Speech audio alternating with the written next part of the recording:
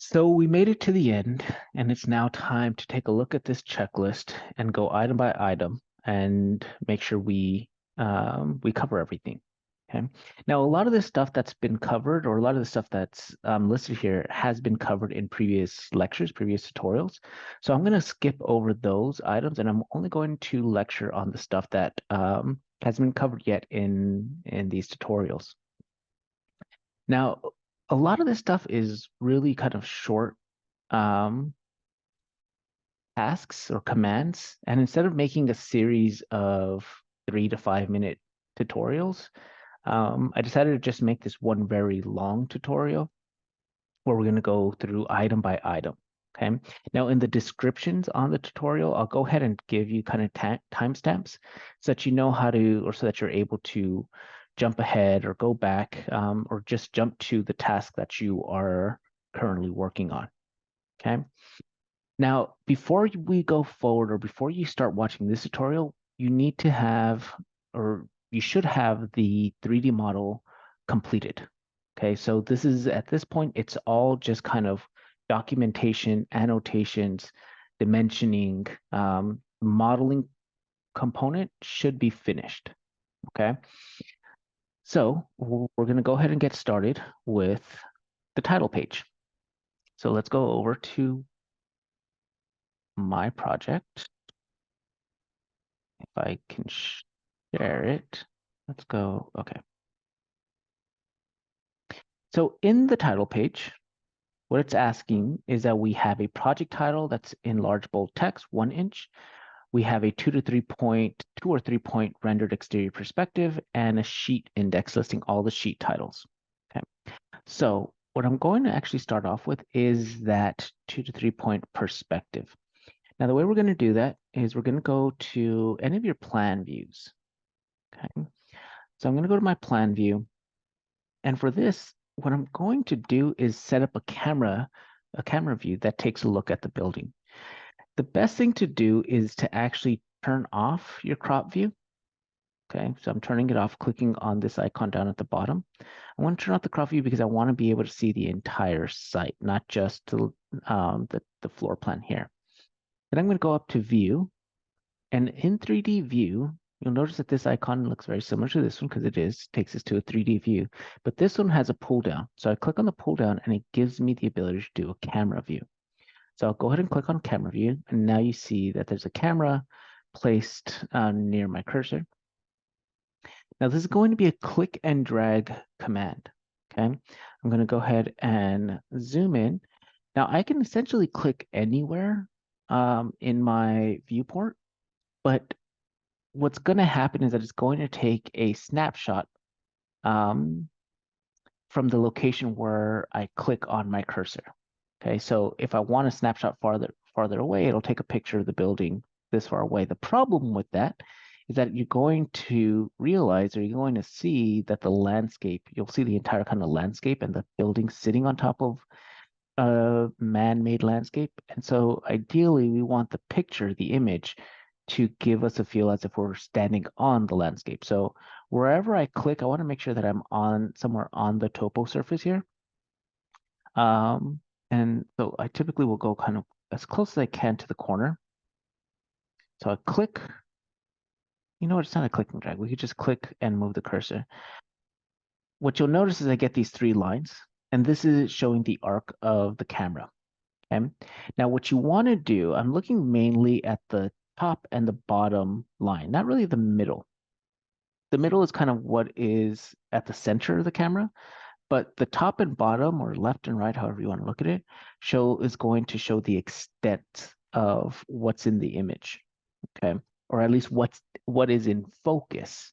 Okay. So in other words, if I click here, just like this, it's a very short range, and only this area here is going to be in focus and everything else is going to be blurred. So what I always do is make sure that both the top and bottom are touching the farthest corners that we can actually see. So in this case, I'm looking at this corner and this corner because I can't see this corner from this camera view. Okay, so I'm going to go ahead and move the cursor here. Okay, now I can go farther out if I wanted to. but I'm going to go ahead and move it a little bit closer because it'll bring the image a little bit closer in. So then I'll go ahead and click to finish, and then it takes me to the 3D view. Okay. I can go ahead and adjust the crop region here so that it fits the building.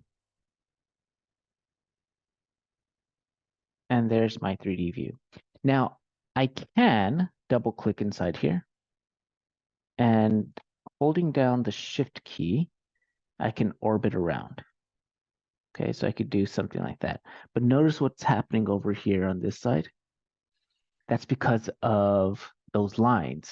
I didn't adjust the setting, or I didn't adjust those lines far back enough to view the backside over here, right?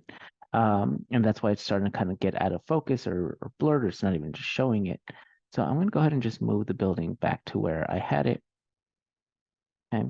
This is good if you want to make some minor adjustments. Okay, so maybe something like this, just like that. The next thing is we're just going to turn on, we're going to change the visual style to realistic. Okay, so I'll click on realistic, and there's my perspective. Now, the one thing that's a little annoying are the contour lines on the topo surface, because we really wouldn't see that. So to change that, or to turn those off, we're going to come over here on the left-hand side where it says visibility graphics, and I'm going to click edit. Then I'm going to scroll down. Now in the visibility graphics, or we call it VG, we can adjust or change any of the visible graphic elements within Revit. Okay, so for example, if I wanted to go into my walls, I could click on the pull down walls and I could say, you know what, don't show me any wall sweeps, don't show me any of the hidden lines, and so on. And we could pretty much do this for any kind of objects or items within Revit. Now, what I'm going to do here is go into the topo solids. Let's move this over here to the left so that I could kind of get a little preview of what's going on. And I'm going to deselect primary contours and secondary contours. I'll hit apply. And there we go. And they went away. And that's what I want. So I'll hit OK. And there is my exterior perspective. Okay. Now, the other thing, so this is what we're going to go ahead and drag and drop into the title page. The next thing is setting up our sheet index. Okay. A sheet index is kind of like a table of contents. Okay. So that on our title page, we can say, hey, I need to jump to my exterior elevations. That's going to be on sheet I don't know, 4.0, 5.0. Okay, so we have that table of contents there, but we have to create that. Okay? So what I'm going to do is I'm going to go up here to the View tab, and we have this icon here that says Schedules. Okay, I'm going to click on this pull down, and one of those is Sheet Lists. So I'll go ahead and click on Sheet List. And essentially what it's asking me is, what we're doing here is we're going to create a list, and Revit is asking us, what do you want on this list that pertains to the sheets? Now, if you want to add, I mean, we haven't covered, there's a lot of details, but if we want to add all the manufacturers on that and that are on that drawing, if we want to add all the costs, comments, marks, things like that, we could add that to this list. All I care about though is the sheet name and the sheet number. So notice that I'm clicking on this green arrow, just like that. Okay. Now the way that this is, the order from top to bottom that we place these objects or these items is the order that it's going to show on the list from left to right. So right now in this order, it's going to show the sheet name first and then the sheet number. Okay. I'm going to want to kind of move that around. I want the sheet number first. So I'll select it and I'll hit the up arrow key. So I want the sheet number first. So I wanted to say A1 floor plan. Okay, A2 second floor plan. That's the sheet name. So I'll just hit OK. And there we go. Now we have a sheet list. Okay. I can click inside here and we can leave it as sheet list, or sometimes I've seen it as index. But let's actually just leave it as sheet list. Spell it correctly. Okay. Then if I move my cursor close along this edge, I can move this farther out and I could adjust the columns, right? To make sure that everything fits in place. I could do the same thing over here, make this a little bit smaller. Okay. So here is my sheet list. And what's going to end up happening is that this is going to get updated. This is going to be updated as we begin to make changes or begin to add sheets to our, as we begin to add sheets to our Revit file. I don't know why that was so difficult to say. The one problem though is we're not doing a foundation plan. We're not doing basement plans. We're not doing wall sections, okay? We are doing the first floor, second floor. We are doing some of these drawings up here, but essentially from like A10 all the way to A13, we are going to show interior elevation. So we'll go ahead and keep that one, although we're going to rename all of this. And then from here on down, we're not going to show anything else up until solar analysis. Now, we could do one of two things. If for sure you're not going to ever use these drawings, okay, and in this drawing set for this project, we're not going to. But let's say this is a real world project. Let's say we're working in an office, okay, and we don't want to show these sheets, but we still want to keep them because we're going to reference them in the future. Then we go ahead and then we're going to have to go in and make some changes to each setting. If you know for sure you're not going to want them, then it's okay to go ahead and select it, select the sheet, and delete it. Okay, so I could do that. I could select the sheet and just hit the delete key on the keyboard, and it deleted it from my project browser, and it deleted it over here on my sheet list as well. So if you didn't catch that, I have A14 interiors detail, which is right there. If I select it and hit the delete key on the keyboard, it's gone. Okay, but if we want to just hide it, what I'm going to do is come over here to my project browser and select the sheet. And in the properties, just scroll all the way down. And right here where it says appears in sheet list, I'm going to deselect it. So it's not that hard. We could just click and hide, click and hide. So I'm just going to go down this list. I'm going to leave interiors elevation on. I'm going to leave site plan turned on as well. And then basement electrical plan, we're turning all of this stuff off by unchecking it. Okay. I think that, oh no, we're not doing roof framing. Oh, I missed all these. No, building sections, we're doing interior elevations, we're doing basement plan. So I'm missing basement plan. Where are you? Is it this one here? Where are you, basement plan? You guys probably see it, and I don't. Wall section. So this is A0 all the way at the top. Notice it said A0, so it's right here. Right there. I'm gonna turn that off. So now my sheet list got a lot smaller. Okay. Now I do notice that some of the stuff is not in order, right? Like the solar analysis, it's not in order to what the PDF shows. And we'll go ahead and make that change as we're kind of moving through. But the one thing that we don't have is our title page, right? Which is number T0.1. So now that we have the sheet list, we'll go ahead and drop this sheet list. As I mentioned before, as we begin to add more and more objects or items or sheets, this is going to self-generate. So we can kind of leave it as is at this point.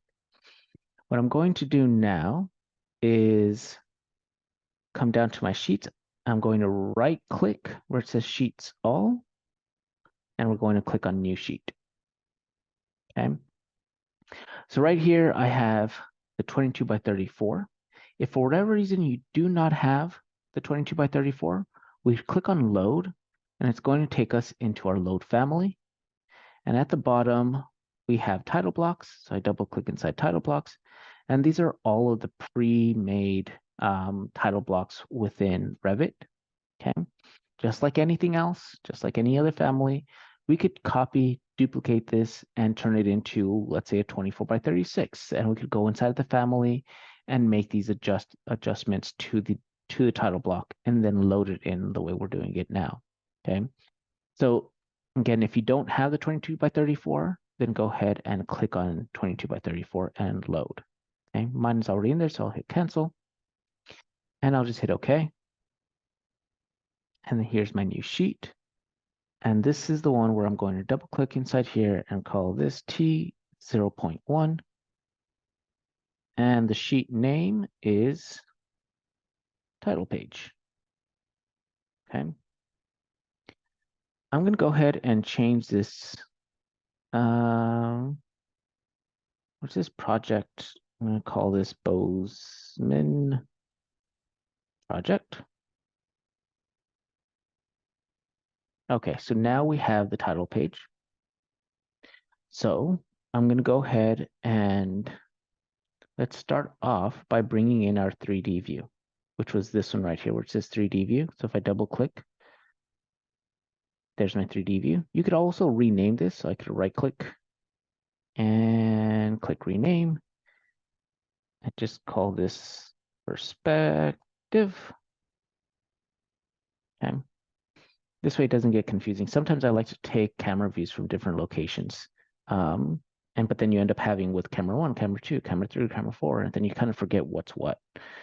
So let's go back to our title page. There it is. And I'm going to drag and drop my perspective drawing. Oops, click. Okay. Now it's really small. What we want to do is make it larger.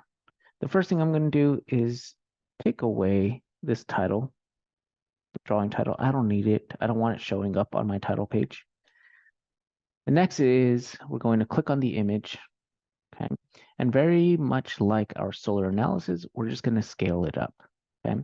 Now here's the thing. I know that my image here, or the title block, is 34 inches, right? Because we use that 22 by 34. So when I click on size crop, I want to make sure that the width is no more than 34.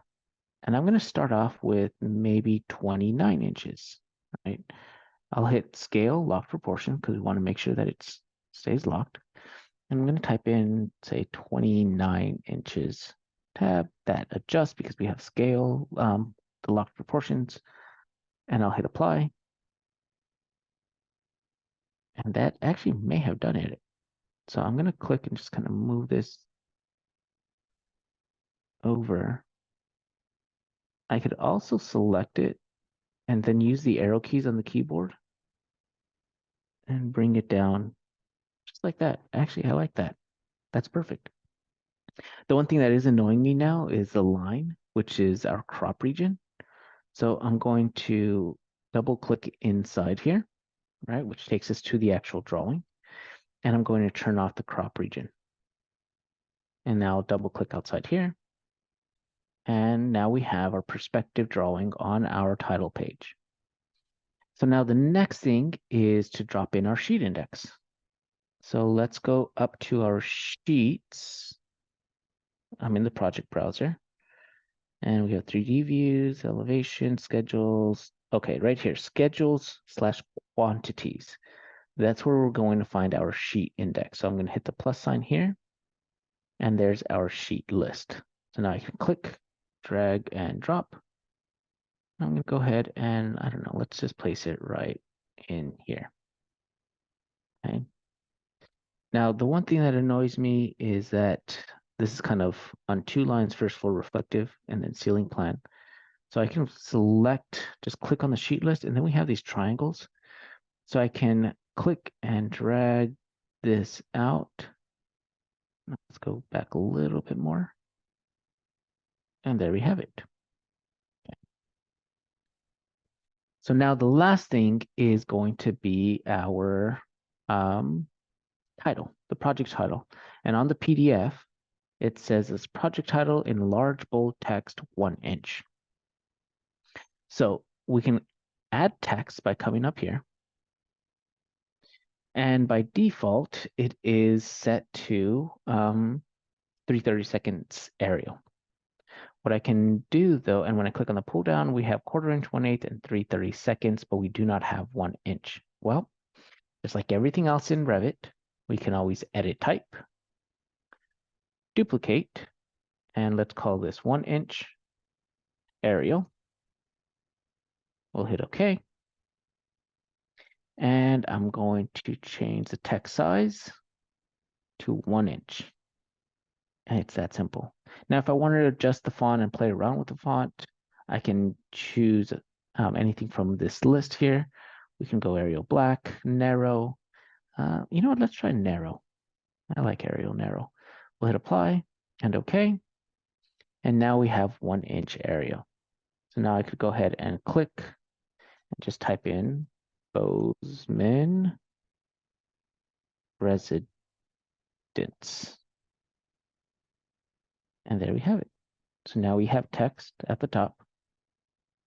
Now 1 inch is the project is the minimum. So if you see this and you want to go smaller, I mean larger, you can go ahead and go larger as well. I'm going to leave it as is, and maybe I move it to the center. Oops. Then maybe I move this over here. You could find the arrangement that you feel works best for you. And this is our title page. We have the 2 to 3 point exterior perspective. We have the sheet list, and we have the 1 inch text. Okay. So let's move on to the next item, which is our site roof plan. Okay. Now here it says 1 inch equals 20 feet or 1 inch equals 10 feet or any scale that best fits your paper size. Now I've covered a lot of this in one of the previous lectures. We covered the project lines with dimensions. We covered the top view of project dimension from building to 2 different property lines. We have that. We added the roof slopes with that arrow on the actual roof. Existing context, if any, building, sidewalk, streets. That's essentially any driveways or trees. So we added that as well. Now we're going to get into the actual, some of the stuff we haven't really covered too much. We're going to hide the section elevation markers. We kind of have covered that already. We just click on the section elevation markers and hide them. So we're just going to show the drawing title with the scale, and we're going to add the north arrow, okay, which is going to the annotate tab and then clicking on symbol. Okay. The other thing is we need to make sure that our drawing is set to A0.1, and we're calling it site roof plan. Okay, so with that, we are going to have to change, I believe. So let's go ahead and take a look at our Revit model. Let's see where we at with this. So let's scroll down. Where is my site plan? I saw it down here. Okay, so the site plan is right now is set to C1. Okay, and right here, I already have everything. I have the drawing title, I have the scale. Okay, the one thing is that I have the page number wrong. So I'm going to click here and I'm going to change this to A0.1. Okay, that is automatically going to change this and move this up. And right here, it's going to call this site/roof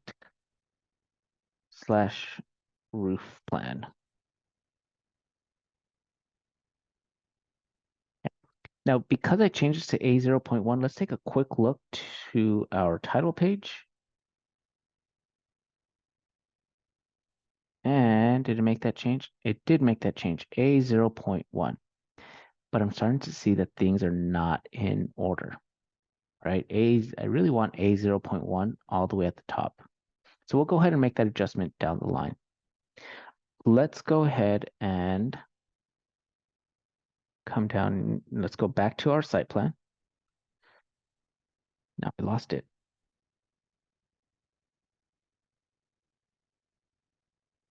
Okay. So from here, what we need to do is add the north arrow. But on the drawing or on that PDF, I kind of gave you a hint and said we go to the Annotate tab and then the symbol command. So we're going to click here. We're going to actually, let's see if it's already loaded in. We'll go to the properties. So we have centerline. Yeah, we have nothing in here. So let's go to Load Family. And we're going to click on Annotations. And it should be right in here. We shouldn't have to go into any folder. What I'm looking for is North Arrow. And here we go. North Arrow 1, North Arrow 2, North Arrow with rotation. I'm just going to select North Arrow 1. I'll hit Open. And there it is. So I'll go ahead and just kind of place it right there. There we have it. Okay. Now, just as a reminder, our drawing titles are always, oops, forgot. In order to move this, we have to click on the drawing. So in our, no, that didn't do it. Okay. As a reminder, drawing titles are always placed on the bottom right corner of our drawing. Okay, so that's why I'm moving this over here. I can actually, so again, that's what I got confused with. To move it, we click on the actual drawing title. But if we want to adjust the line, we have to click on the drawing itself. That's one of those weird things that doesn't make any sense to me in Revit. So let's go ahead and move this over here. And now I'll take this and I'm going to move this over just like that. And again, I could use the arrow keys on my keyboard. Just place it just like that. Okay. And I believe that's it for my title page. We don't have any section markers. We don't have the elevation markers. We have our drawing title, the scale, and then the north arrows. We have the property line, the 2 dimensions, the building outline, the context, which is the driveway and the trees. We have the contour lines here. We have it all. So we're good to move on to the next item, which is our floor plans.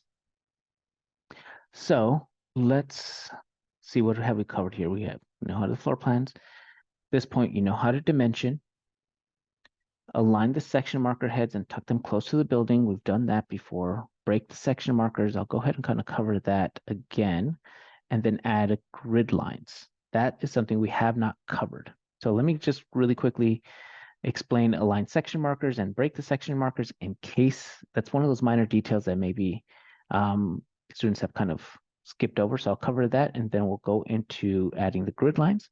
Really quickly though, let's read this. Add grid lines through the face of wall exterior of all perimeter walls and any other important structural walls. So we're going to add the grid lines to the face of the walls exterior. This is the face, okay? On all exterior of all perimeter walls and any other important structural walls. We're going to sequence ABC on top and 1, 2, 3 on the left side. Okay, so let's go over to our floor plan. Now, before I cover grid lines, I'm going to go into the actual floor plan, not the floor plan drawing. Okay. What I mean by the section markers is this one here. Either tuck the section markers above the detail, above the grid lines, above the dimension lines, or tuck them below. Okay, so somewhere in there. Since I have my dimensions really tight and close to the building, then I'm going to go ahead and move them over to above the dimension lines. If I had my dimension lines farther out, farther away, and more space in between the building, then I would tuck the section markers into or below the dimension line, okay? Ideally, what we're looking for is making sure that everything is kind of nice and tight around the building. And the reason for that really is because dimensions, all of this stuff, actually, no, let me take this back. The real reason is because there's always a ton of notes on an actual drawing set and these are notes to the contractor, or sometimes they're building department notes. And so our drawings, if you ever take a look at an actual drawing set, it's pretty filled with a lot of information from drawings, dimensions, to actual building notes and things like that. So we want to make everything nice and tight, or as tight as we can. Okay, that's why the elevation markers, we also need to make sure that the elevation markers, oh, here we go, is not like this. So let's move these and be consistent too. And I know I'm not consistent here. Let's go ahead and move these out. So this is what I'm referring to. Either put them above the dimension line or on the inside, but you should be consistent. So this is wrong. I would place this farther out and move the dimensions lines closer in, or pull these out and then move the section markers farther in. My preference is to move the dimension lines farther out and have a little bit of space so that you have a little gap between the building and these lines, but that's a preference, okay? What is necessary is that we move our elevation markers out, okay? Okay, and then as far as those section markers or those section lines, remember to break the section line. Notice how it's not going through the building by clicking on the little kind of elbow that you have here. Okay, by default, there's a line that runs through. What I'm saying is select it and then click on the little elbow, and then you could adjust these lines. You pretty much just want them to kind of barely kind of go inside the building. Okay. So now we have grid lines. We're going to go into the architecture tab and we're going to go over here. But before we do that, let me go ahead and explain what grid lines are used for and who creates them. Grid lines are a navigation tool. They help us to have a conversation with someone else, typically a contractor or a subcontractor, who's also looking at the same set of drawings over the phone. And we can say, hey, you know that window along grid line A5, right? And I would go to grid line A5 and I could say, okay, I know that window that you're talking about. Okay, before grid lines, you can imagine the confusion. We would say, oh, that window inside the bedroom. Well, which one? Well, the one facing east. Well, you have two. Well, which one? Well, the one closer to here, right? You could lose. There's a lot of information that's kind of lost in translation there. So what we do instead is we add grid lines, and it makes it a lot easier to be able to have a conversation and to navigate and to direct people as to kind of what objects we're referring to by referring to the actual grid lines. The question is always, well, who decides on the grid lines? Well, the person making the drawings, the person making the initial set of drawings, right? Which is going to be, if you're in an architecture office, it's probably going to be you. Since you are the one creating the drawings for this building set, before you send it out to a contractor, before you send it out to anyone else, you have to draw up and model the floor plan.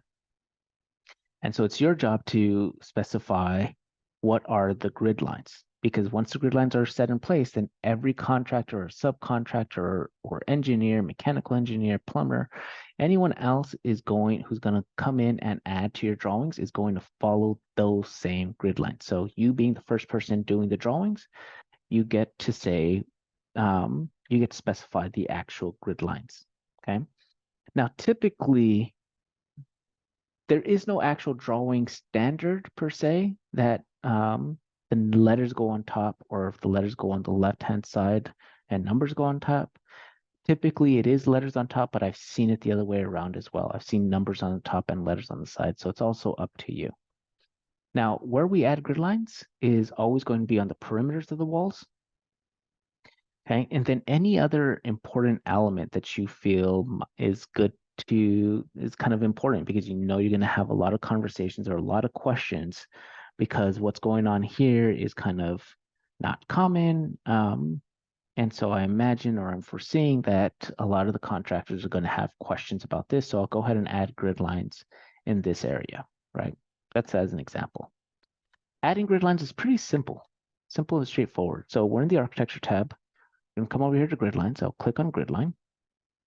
Oh, I have to save the project. Now the note on the PDF said that our grid lines are going to be placed on the face of the wall.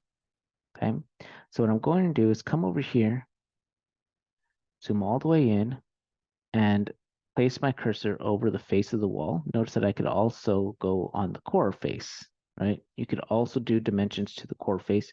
You could do grid lines to the center of the wall. It's entirely up to you, but just be consistent. And since the PDF said the face of the wall, that's what we're going to do. So I'm going to go ahead and just click and move the cursor up, all the way up. And I'm going to go above everything else and place that first one. Okay. Now I'll hit the escape key twice to get out. Now the PDF said that letters are on top, ABC on top, numbers on the left. So I'm going to double click on this one and type in A. Now it should follow this sequence.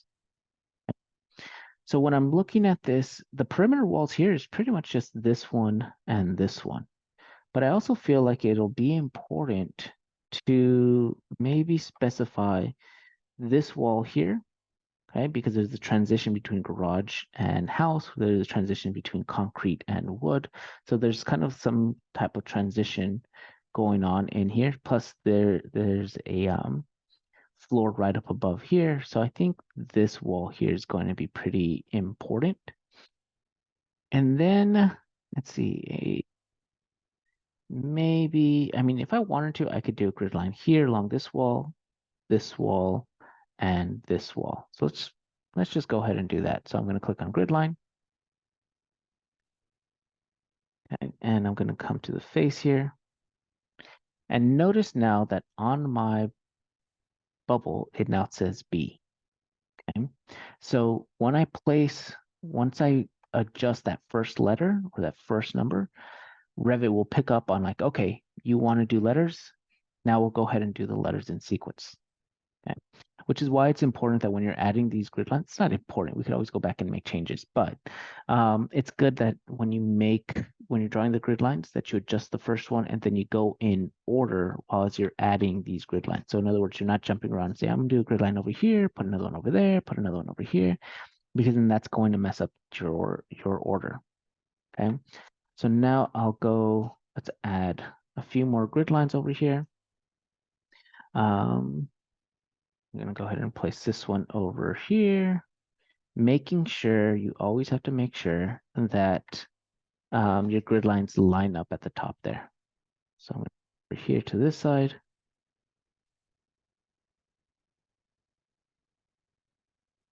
And then one more over here. And I'm pretty much just clicking anywhere. And that's because what we have to do next is bring them all down. So now we're going to click on this line there. And you see the dot over here? I'm going to bring this down. Now, grid lines do go all the way through the building. Okay. Oops. This is going to be tricky. There we go. Because it's overlapping that line there. But I could go ahead and click and drag. And we want the same thing where the grid lines also end aligned to one another. So I'm going to go ahead and do that as well to each one of these. Now this, as you can see, is being a little bit more tedious. So let's go ahead and just pause this recording. Okay, so now I have my grid lines and they're going all the way down. The next thing is just making sure that I'm not kind of running into anything important. So for example, my elevation marker and these grid lines, that doesn't look good. So let's move our elevation marker somewhere like that. And I think that's, we have the same problem over here. So let's select our elevation marker and move it off to the side, just like that.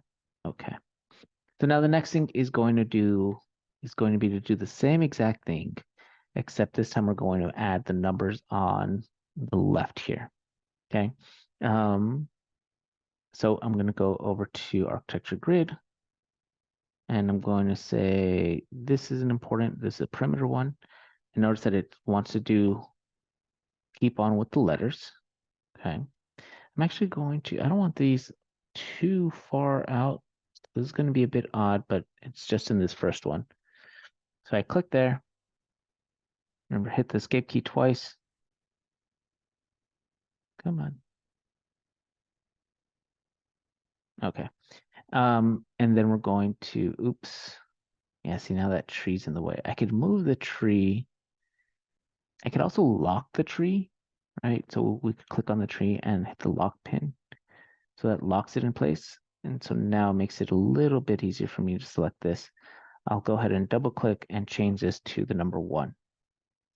Because remember, we're doing letters on top and numbers on the bottom.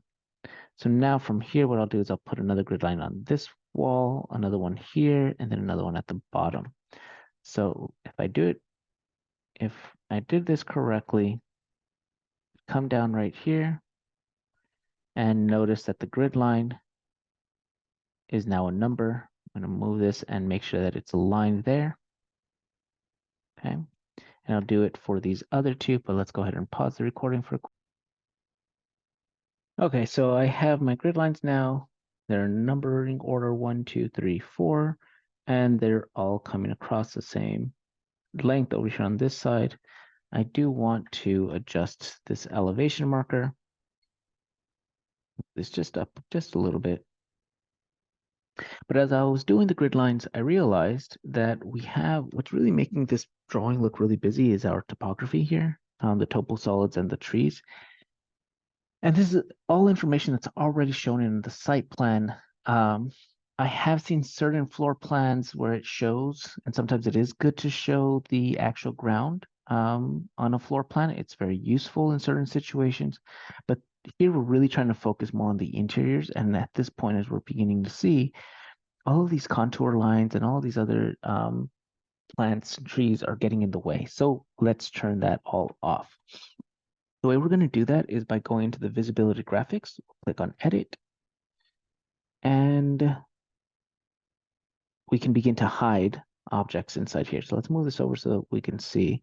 The first thing is going to be the trees. Now the trees are under the plants tab. So let's come down to plants. Here we go, planting. We click on the pull down and there's hidden lines here, but let's go ahead and just turn off all planting. I'll hit apply and they're gone. The next thing is the contour lines, and we created the contour lines in the topo solid. So let's go ahead and just deselect topo solid. If there's certain things like maybe we just wanted the primary contours and not the secondaries, we could do that. Split lines, but I'm just going to turn it all off. Hit apply and OK. There we have it. I still like to see the property line. I think the property line is fine. Obviously, at this point, the drawing is so much clearer. So we'll go ahead and just leave it at that. Plus, the crop region, which I had turned off earlier, that's really what's going to be shown in the drawing. Okay. So here we have the grid lines and the numbers on the left. Now let's go over to our floor plan drawing, or the actual sheet. We're going to go to first floor plan. And we have our sheet. We can go ahead. Now you see how these grid lines are coming past. So that means I have to go inside here and let's select all of these. I'm holding down the control key on the keyboard. Oops. It's not the mouse, not the dimension. And I'm going to click on these here. Oh, it's not going to let me. Okay, so we're going to have to move these up. Oh, it already did it. So we'll have to move that up, and we're going to have to also move our elevation marker. Okay. let's go ahead and move this over here to the left, to the bottom right. We're going to adjust the line length. And we're going to do the same thing, annotate symbol. At this point, we shouldn't have to load the family because we already loaded it. So there's a north arrow. And let's go ahead and click and place. Okay. And I believe this is our floor plan. Let's go back. Let's take one more quick look at our drawing sheet, our PDF. So we did the section, we added the grid lines, named sections. That already gets done when we add the sections to the drawing sheets. Drawing title with the scale and the north arrow. Floor plans are drawn at 1/4 inch. The only other thing is that we have to make sure that we do this for our second floor plan. So let me quickly go into second floor plan. I'm not going to go into all of the grid lines and all that, but let's just take a quick look at our floor plan. So notice here it's a 1.1 floor plans. It should say, and actually I need to make that change, right? A 1.1, okay? It should be a 1.1 first floor and then a 1.2 second floor. So let's go ahead and make that quick change. So I'm going to come over here, a 1.1 first floor plan. Okay. Let's go over to our second floor plan.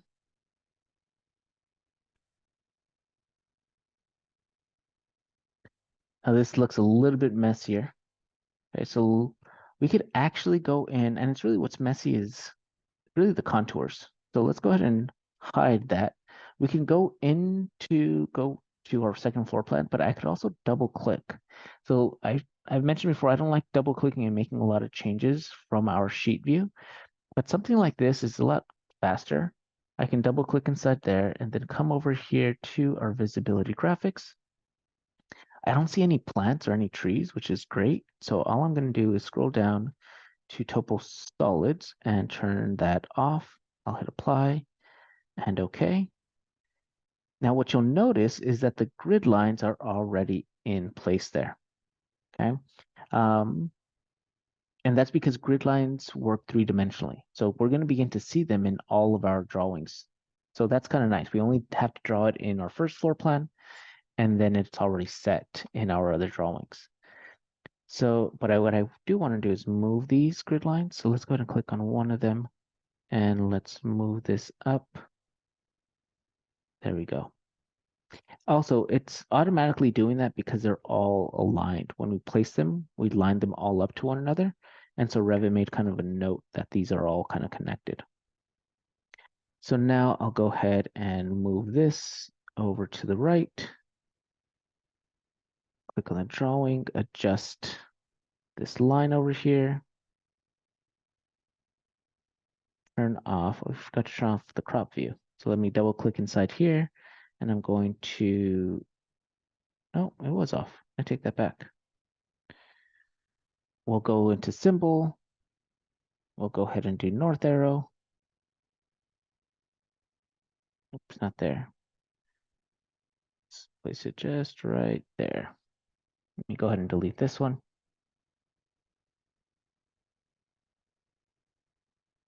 Okay. And now this is a 1.2. Okay. And there we have it. So now we are done with our floor plans. Let's go ahead and move on to our reflective ceiling plans.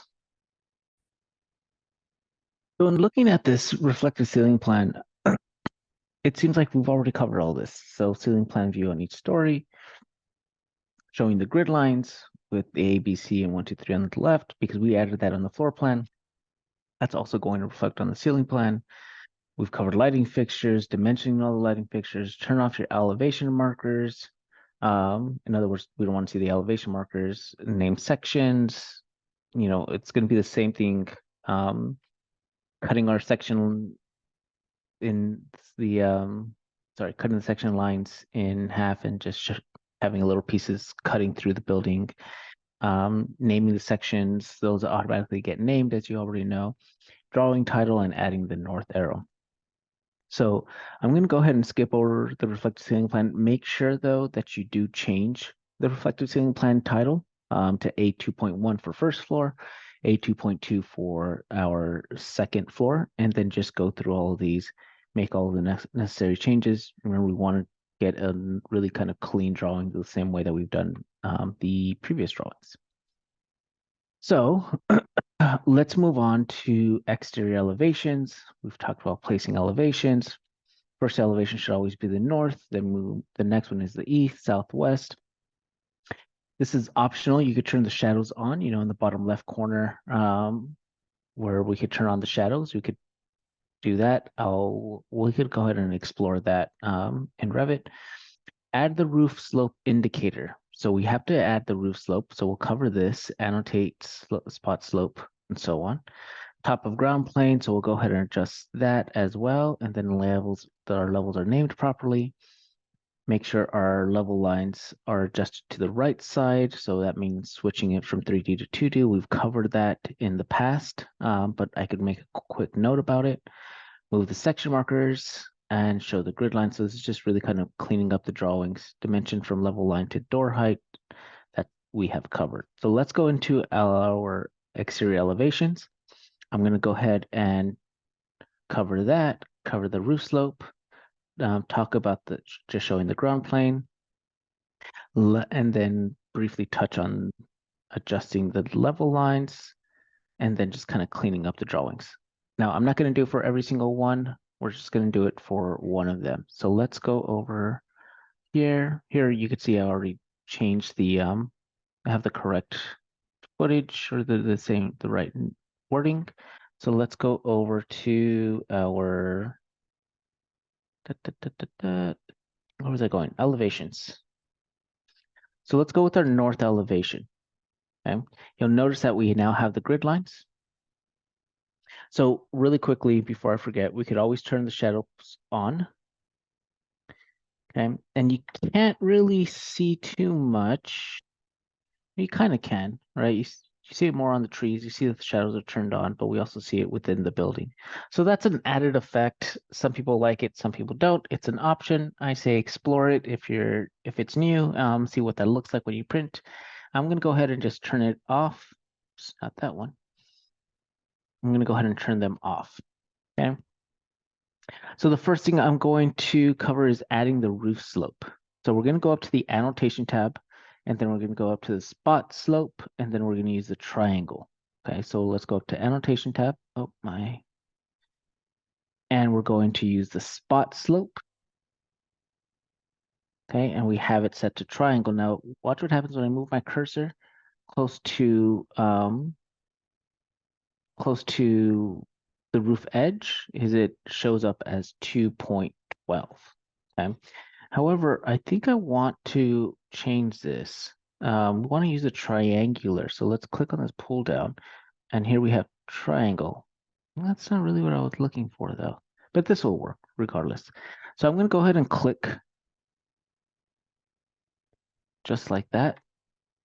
Let me try something really quick. And move it up. Okay, so that's one way of showing it. Let me see if we can find another one. Okay, well, we'll just leave it as is. Let me hit the escape key. Let's go ahead and click on this. The problem is that this says 2.12, and that's not our roof slope. Well, it is, but it's giving it to us in a different format. So we're going to select it, and we're going to click on Edit Type. Okay. And by the way, not that I'm going to make the change, but if we wanted to see the leader, so this arrow is known as a leader line. And so here we can go ahead and change the length. So if you want it shorter, if we want a 1/2 inch so that it's not as long, we could change that right here. What I'm going to do is right here where it says unit format. Let's go ahead and click inside here. Okay. And it's saying rounding to the decimal point to 2 decimal points. We want it to just 0 decimal points. Okay. And we want to suppress the trailing zeros. And right here where it says unit symbol, we're going to do this ratio 12. So I'm going to hit OK, and I'll hit apply and OK, and that's what I want. So it says, it gives me the ratio as a 2 and 12 roof slope, okay? So we only need to add this really to one side, but if you want to add it to the other side, some contractors kind of like that as well. So it's just kind of verifies that it's, it's a 2 and 12 roof all around. Okay, so that's adding the spot slope. Next is the top of ground plane slightly visible. Okay, so what I'm referring to that is just what we want to do is adjust the crop region so that we can only show the top of the ground plane. Okay, and actually before we do that, let's go to our first floor, the actual, and I could go ahead and close out some of these. I want to go to the actual floor plan drawing. So we could close this out. I'm going to go to the actual floor plan drawing and then click on the little triangle. And that blue line that I get, that's where the elevation is actually taken from. I want to try to get this kind of as close as I can to, pretty close to the exterior wall. And I want to do that all around, okay?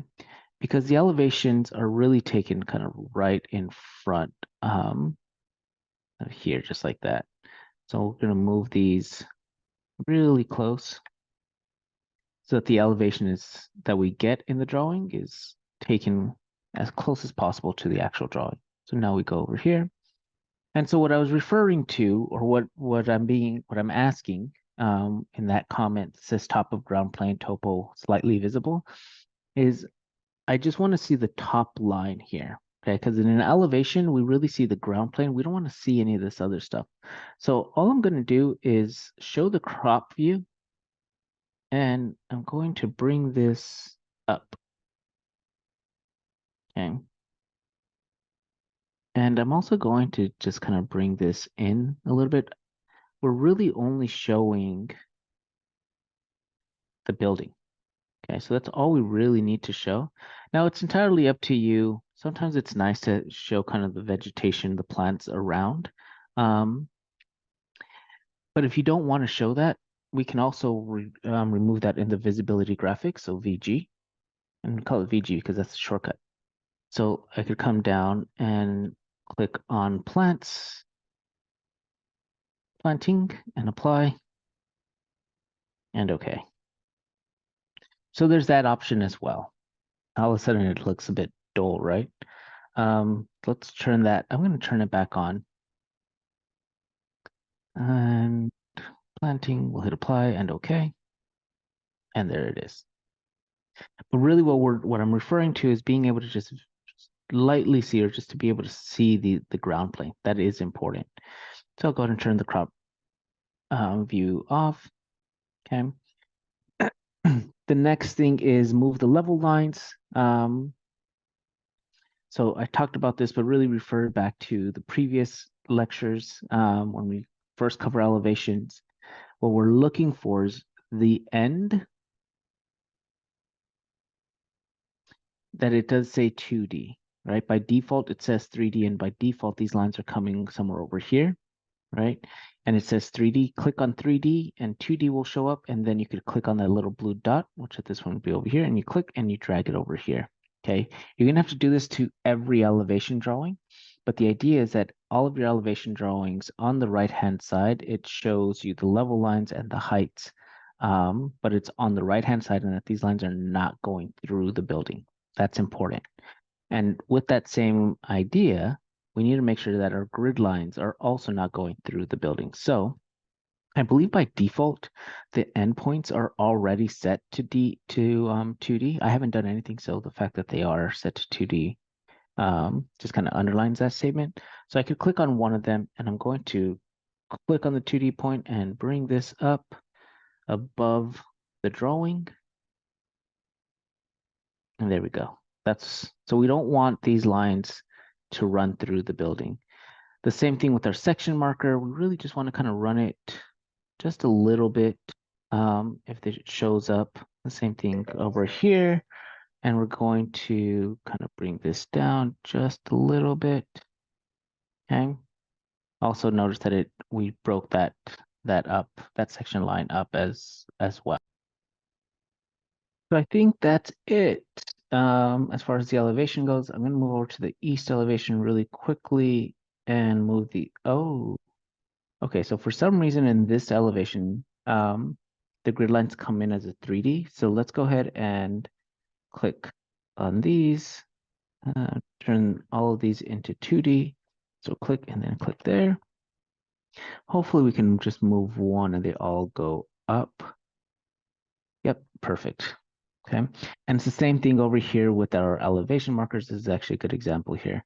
So let's go ahead and click. You have to zoom in there to actually select it. Is what I was referring to. So we have to change that to 2D. Let's hit the tab key until we find that. Let's change that to 2D. And same here, we can change that to 2D. Okay. And now I should be able to, with this one selected, let's pull this one back. There we go. And let's go ahead and click on one of these and move this over here. And they should have all moved. Yep, they all moved as well. Right, so that's what I mean. All the drawing titles on the right-hand side. And in order to do that, we want to make sure that we change these to 2Ds. I didn't change the right side, but you probably should. It kind of helps with the opposite elevation. So this is the east elevation, so this will help with the west elevation as well. We're going to change that section marker. Okay, and bring this down.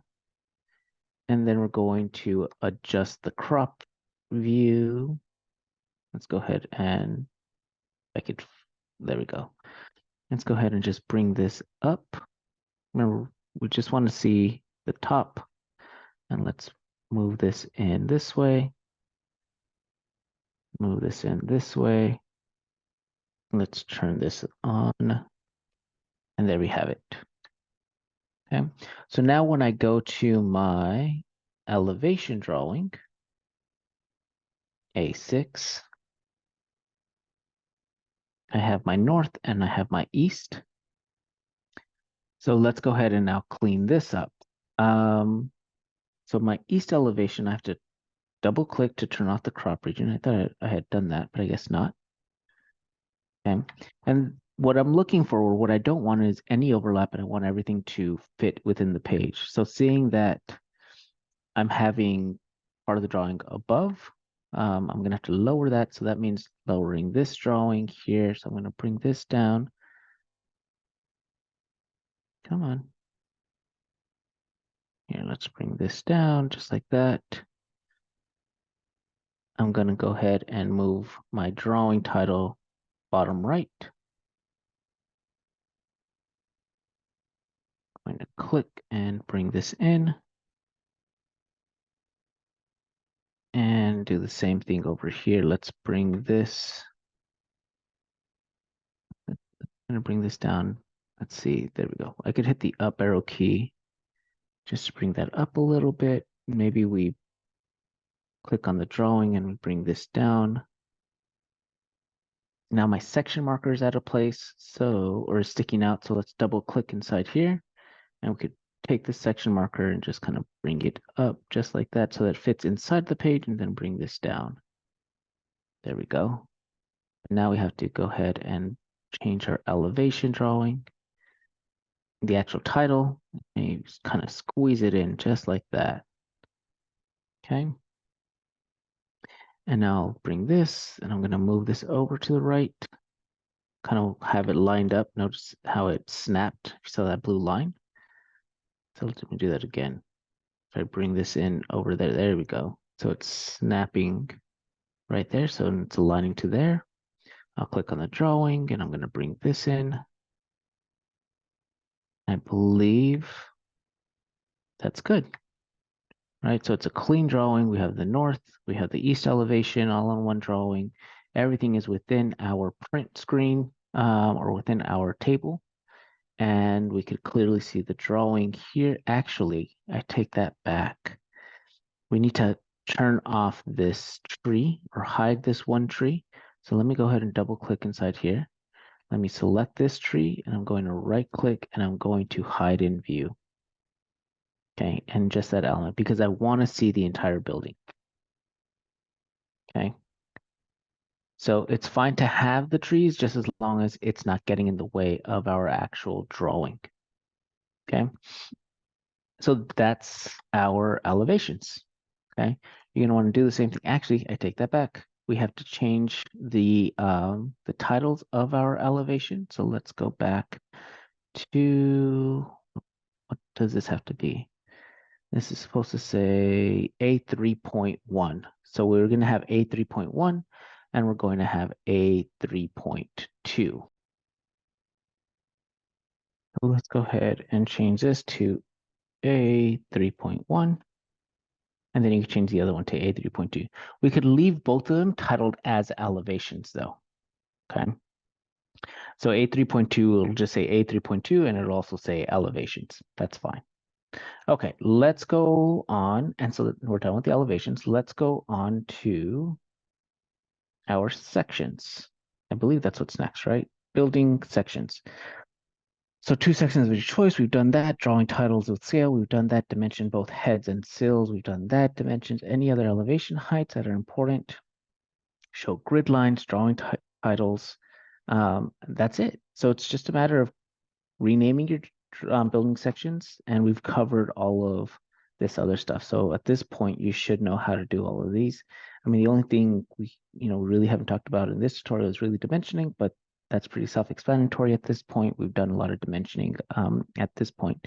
So let's just name our drawing sheets A4.1, A4. Actually, no, we're only going to fit 2 sections in one sheet. So we really only need A4.1. Okay, so now it's the elevations. Okay. And with the elevations, and well, sorry, the interior elevations. So we have to place the interior elevations. And it says elevations of kitchen. So 4 walls and 1 bathroom. Okay. So 4 walls. And so essentially the elevations for the kitchen and the elevations for the bathroom. We want to show all built-in casework, so that's cabinet, seating, etc. We need to hide all level lines and section markers, and then dimension and add it to the drawings with scales. Okay. So let's go to our floor plan. So I'm going to go over to a floor plan. And I'm going to choose, so one of them was the kitchen, okay? Now the interior elevation is pretty simple and straightforward. We're going to go up to the view tab. And we have this icon here that shows like the building, and this is the elevation. But we have a triangle, and that's a pull down. Actually, no, sorry. We're going to go ahead and select elevation, and we're going to adjust the properties over here on the left-hand side from building elevation to interior elevation. Okay. And then you're going to begin to see this scale or this icon. And depending on the placement of my cursor, so I'm just kind of hovering. I'm not clicking on anything. I'm just moving the mouse, so I don't have my finger pressed on anything. As I'm moving the cursor to a wall, you're beginning to see the direction of that symbol change.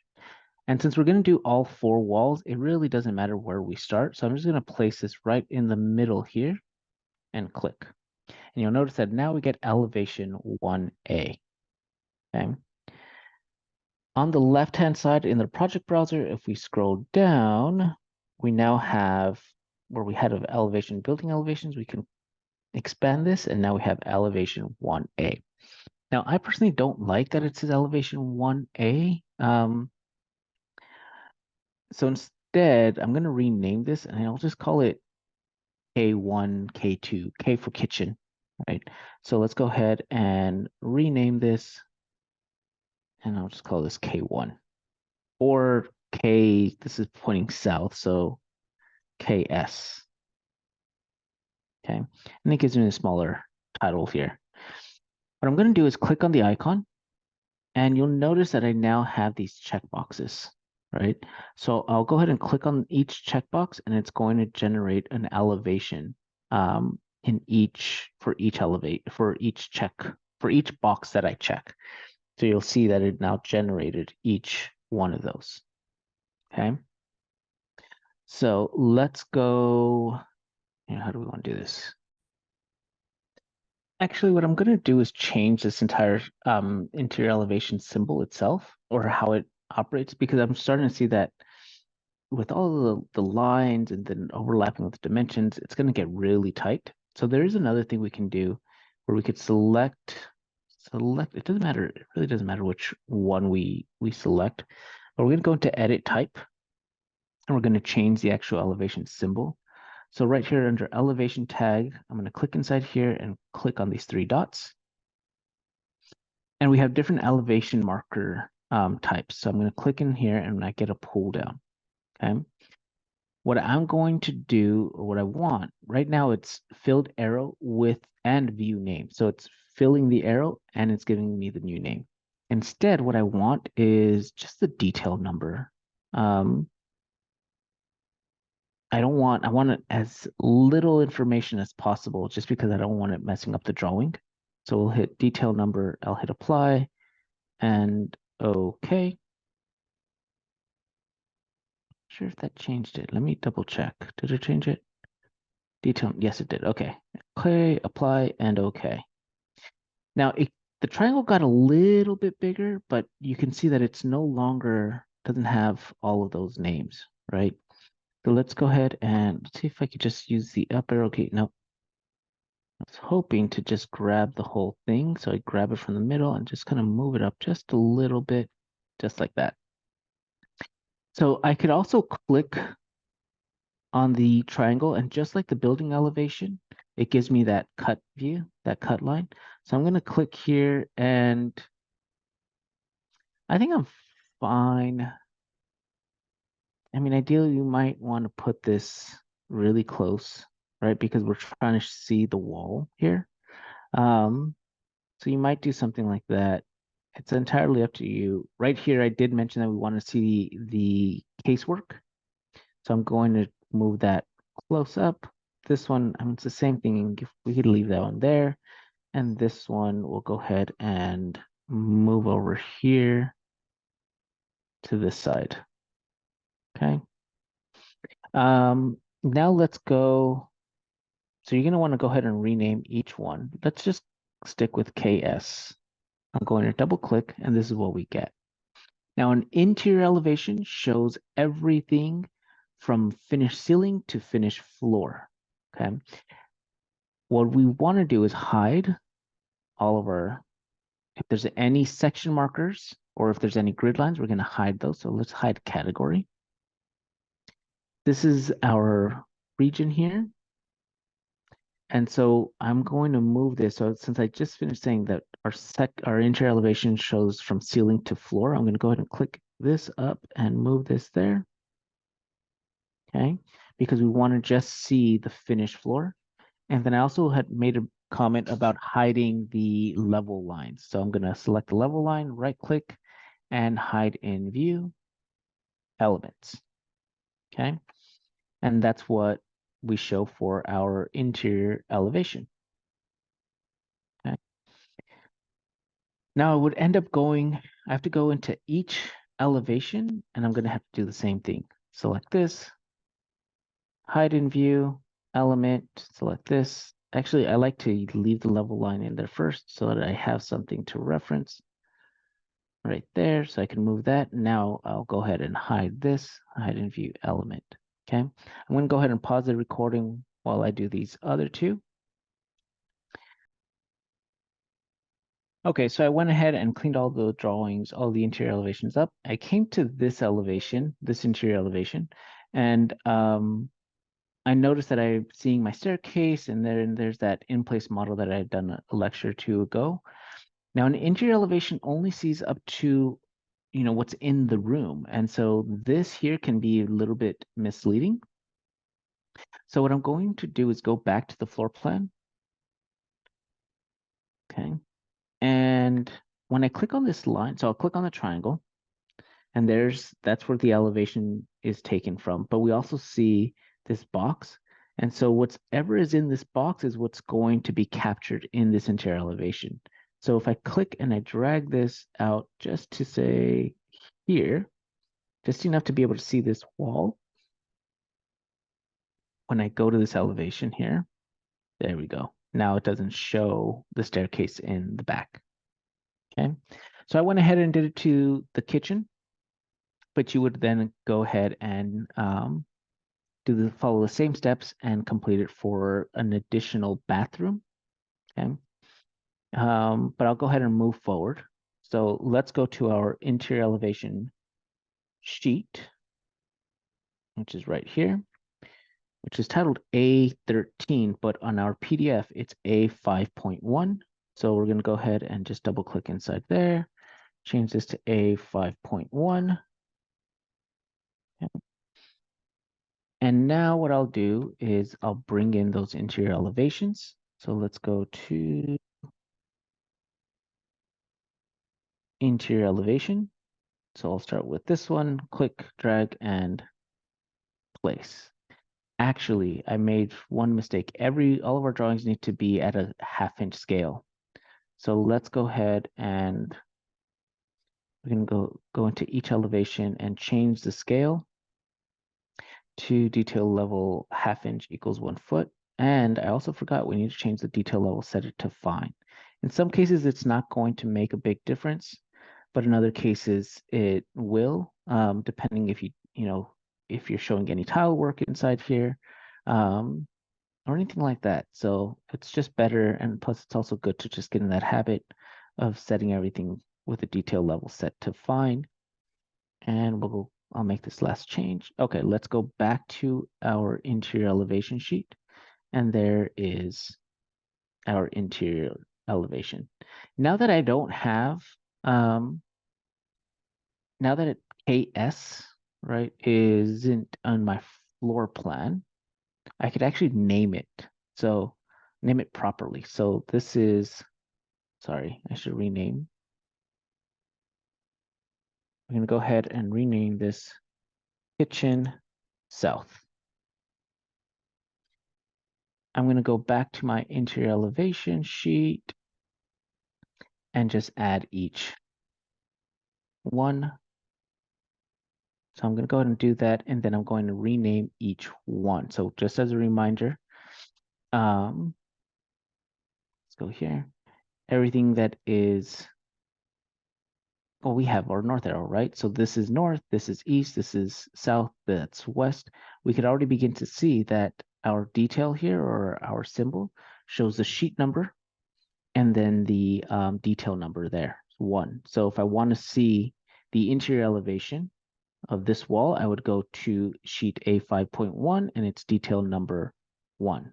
So when I go to sheet A5.1, I can look at detail number 1. Okay? So go ahead and add them all in and then adjust the names of each sheet. I'm going to go ahead and do that right now. Okay, so now I renamed everything and then I rearranged them as well so that we follow the north, east, south, west. But when I did that, you realize that the numbers and the detail numbers are out of order, right? It goes 3, 2, 1, 4. So we're going to have to adjust the detail numbers. The problem is, so we'll go to Kitchen North, just click on Kitchen North, and right here in the properties, it says detail number 3. If I change this to 1, which is what I want it to be, hit apply, I get this warning saying that detail number is already in use, which is true. It's over here.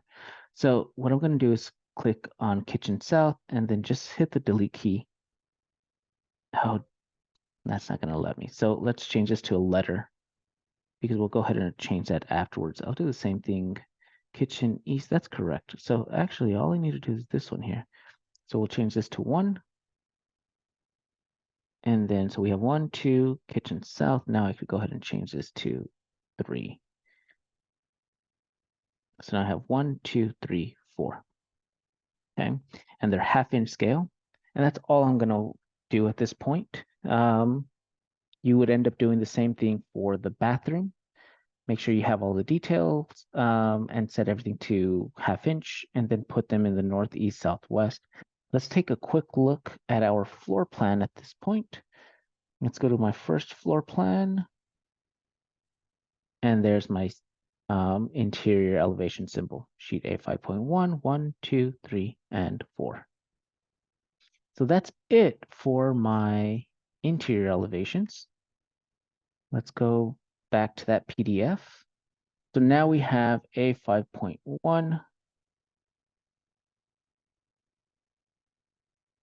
and solar analysis, which we have done in the past already. So let's take a quick look at that solar analysis, make sure that it's correct. And 5.1, 6.1, there's nothing to do here for our solar analysis. Okay, so at this point, we should have all of our sheets correct, and we have everything completed. However, I want to go back to our title sheet because there is a comment at the very beginning where I said, wait, these things aren't in order, right? So title page really should be at the top. Our site roof plan should also be right at the top. So we need to rearrange this order. A5 roof plan, that needs to be turned off. Let me turn that off. I could do that right now. And click there. Come on. Right there, it appears in sheet, apply. All right, so now that's gone. So to rearrange this order, it's kind of a little bit of a tedious process. Let's go back to our sheet index or sheet list over here. Okay. What I'm going to do is create a parameter that gives me the ability to create an order. So I could say this is sheet number 1, this one 2, this one 3, and so on. Okay, so I'm going to create that parameter, and then we'll adjust the sheet list based on that. So the first thing I'm going to do is come over here on the left-hand side where it says fields. We'll hit edit. And this is where if we wanted to add another element or another field, we could do that here. But remember this icon, we kind of referenced it, or we used it a lot when we were creating families, and it's to create a new parameter. So we're gonna go ahead and click here. I'm gonna name this just order. And the data type, I'm gonna change this just to integer, which means adding a number. And then that's it. I'll hit OK. And it should pop up. There it goes. And I'll hit OK. So now that I have the order here, I can go ahead and say I'm going to put this as number 1. Site roof plan should be number 2. And then we should jump in order 3, 4, 5, 6, 7, 8, 9, 10, and 11. Okay. So now I have these numbers that are in order. On the left side here, I could say, I'll click on where it says sorting, grouping. We're going to go ahead and sort this out. So I'll click on edit. We're going to say sort by order. And we're going to leave it as ascending. I'll hit OK. And there we go. Now it rearranged the order. Now the problem with this is that now I have order over here, and that I don't want. So let's go back to the sheet list. We're going to go ahead and click on this row. So row C, or column. Sorry, this is a column. Rows are horizontal. And up here where it says column, I'm going to select hide. And there we have it. Okay. So now we have all of our sheets. They are all correct. And now we would go ahead and print. And at this point, we've covered printing. So this is the end of the tutorial. At this point, hopefully you have gathered all the information to finish this project off. Good luck, everyone.